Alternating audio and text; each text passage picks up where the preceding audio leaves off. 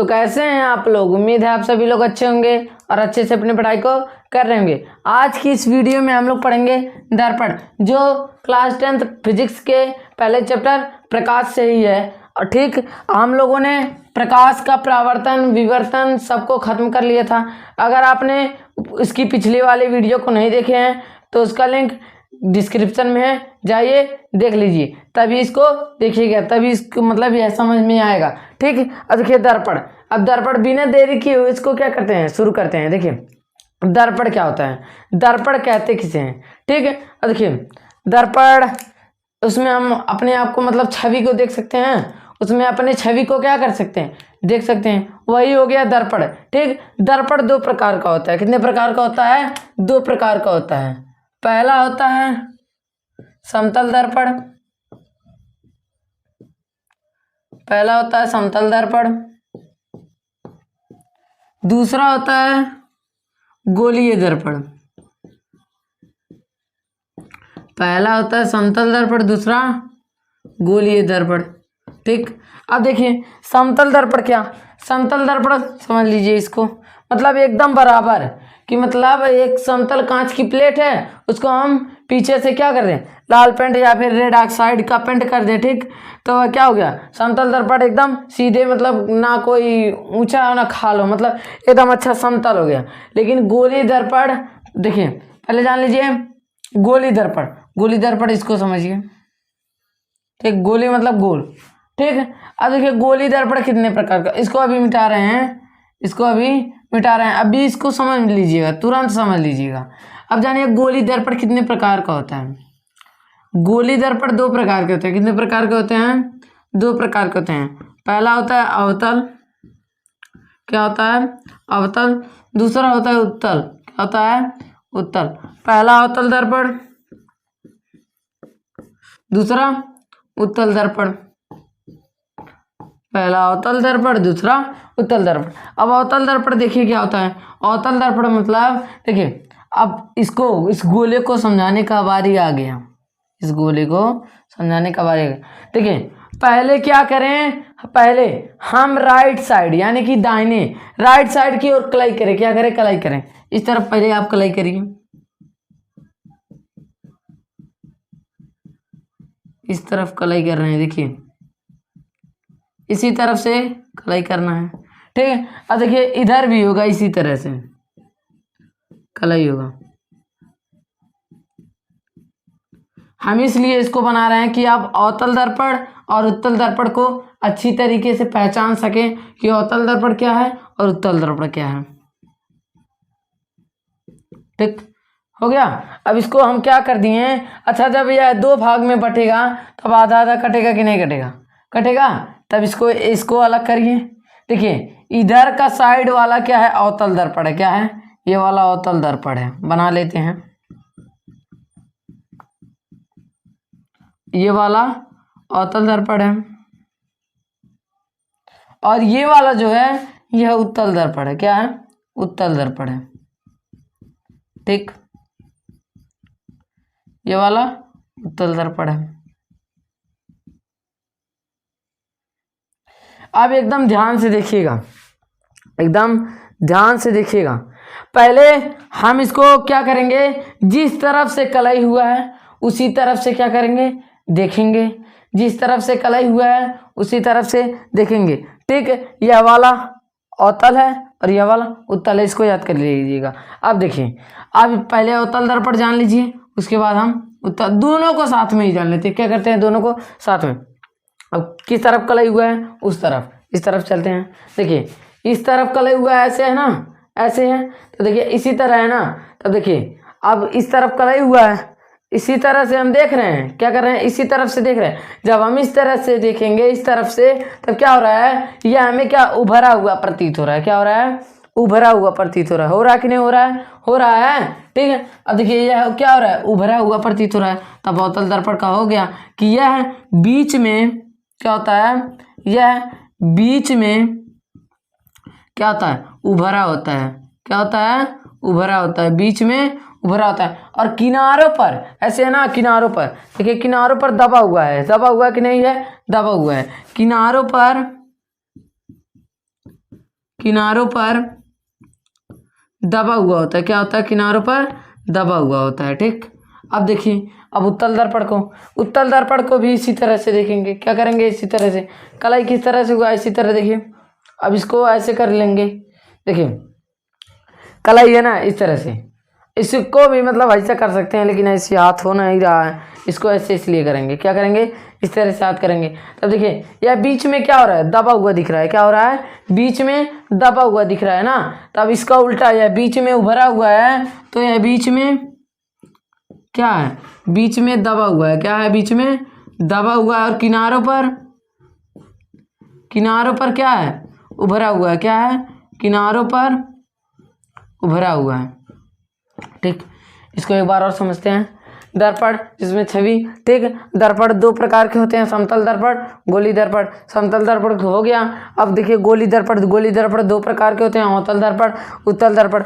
उत्तल दर्पण को पहचानने का ट्रिक यहाँ पर है कि मतलब इसको एक तरफ से कलाई, अगर इस तरह से देखेंगे तब ये है लेफ्ट साइड, ऐसे देखेंगे यह लेफ्ट साइड, यहाँ लेफ्ट कर देंगे, यहाँ राइट। अगर इस तरह से देखेंगे जिस तरह से हम हैं, तो यहाँ से राइट, यहाँ से लेफ्ट। ठीक, अब देखिए, अब इस एक तरह से कलाई कर देंगे, लेकिन उधरी होगा, उधरी साइड उसका कलाई होगा। अगर इस तरह से है तो लेफ्ट साइड करेंगे, अगर इस तरफ से है तो राइट साइड करेंगे। ठीक है, अब देखिए क्या हुआ? कलाई हो गया। अब ठीक है, अब इसको पहचानेंगे जो बीच में क्या है? उभरा हुआ है। इसमें कौन बीच में उभरा हुआ दिख रहा है?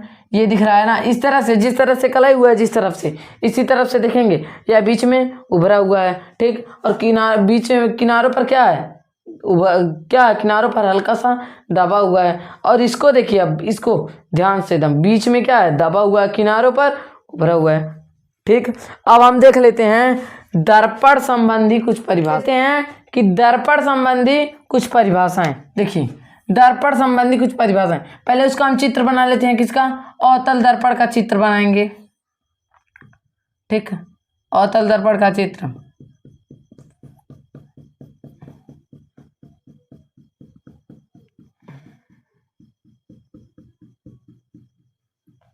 अवतल दर्पण का चित्र। ठीक है, यहाँ पर होता है M1, यहाँ पर होता है M2। क्या होता है? M2। अब देखिए, यहाँ पर होता है P यानी कि ध्रुव, यहाँ पर होता है फोकस बिंदु यानी कि F, यहाँ पर होता है वक्रता केंद्र यानी कि C।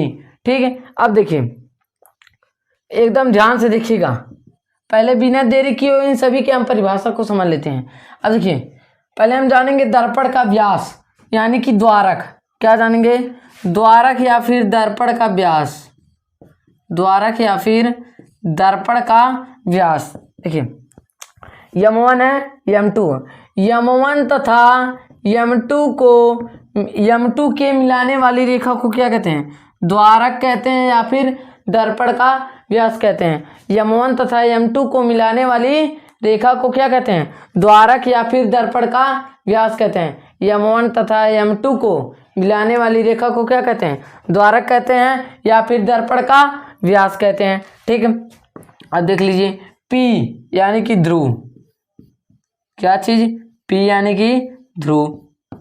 अब देखिए, दर्पण के केंद्र बिंदु को क्या कहते हैं? ध्रुव कहते हैं। दर्पण के केंद्र बिंदु को ध्रुव कहते हैं। मध्य बिंदु, केंद्र बिंदु को क्या कहते हैं? ध्रुव कहते हैं। अब जानिए फोकस बिंदु।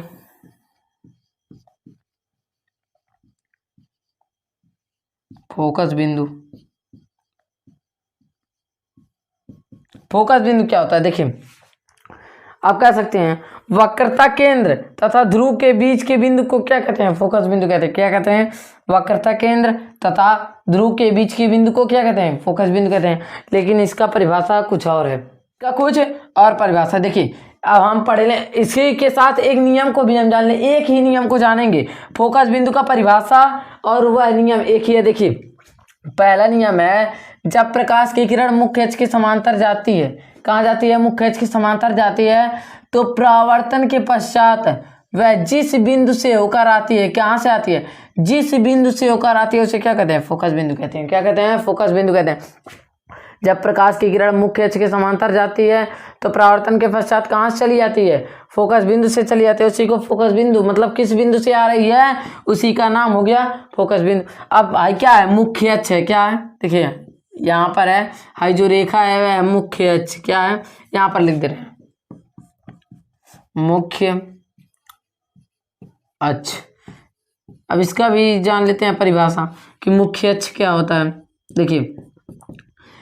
देखिए एकदम ध्यान से, जो रेखा वक्रता केंद्र फोकस बिंदु से हो करके ध्रुव तक पहुंचती है उसे क्या कहते हैं, मुख्य अक्ष रेखा कहते हैं। क्या कहते हैं, मुख्य अक्ष रेखा। जो रेखा वक्रता केंद्र तथा फोकस बिंदु से होकर ध्रुव तक पहुंचती है उसे क्या कहते हैं, वक्रता मुख्य अक्ष क्या कहते हैं, मुख्य अक्ष रेखा कहते हैं। अब देखिए ये क्या है, वक्रता केंद्र है, क्या है वक्रता केंद्र।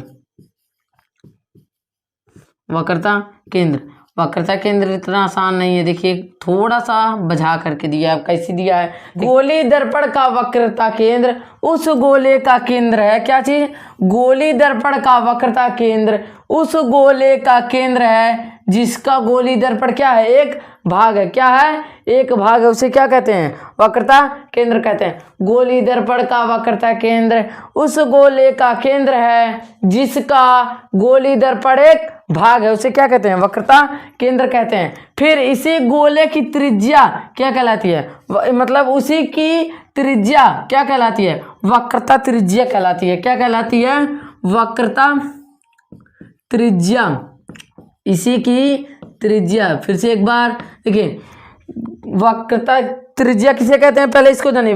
गोली दर्पण का वह केंद्र, गोली दर्पण के वक्रता केंद्र, गोली दर्पण का वक्रता केंद्र उस गोले का केंद्र है जिसका गोली दर्पण क्या है, एक भाग है, उसी को क्या कहते हैं, वक्रता केंद्र। इससे इसको क्या करते हैं, सी से प्रदर्शित करते हैं और उसी की त्रिज्या वक्रता त्रिज्या कहलाती है। क्या कहलाती है, वक्रता त्रिज्या कहलाती है। ठीक, अब देखिए अब जान लीजिए फोकस दूरी क्या कहलाती है, फोकस दूरी क्या कहते हैं, फोकस दूरी किसे कहते हैं, फोकस दूरी किसे कहते हैं, फोकस दूरी। देखिए अब देखिए एफ दिख रहा है, पी दिख रहा है। एफ यानी कि फोकस बिंदु, पी यानी कि ध्रुव। फोकस बिंदु तथा ध्रुव के बीच की दूरी फोकस दूरी कहलाती है। क्या कहलाती है, फोकस दूरी कहलाती है। अब आज की वीडियो यहीं तक रहेगा। आज का वीडियो कहाँ तक रहेगा, यहीं तक रहेगा। अब हम मिलेंगे अगली वीडियो में। अगर आपको वीडियो अच्छा लगा हो तो वीडियो को एक लाइक एंड चैनल को सब्सक्राइब करेंगे।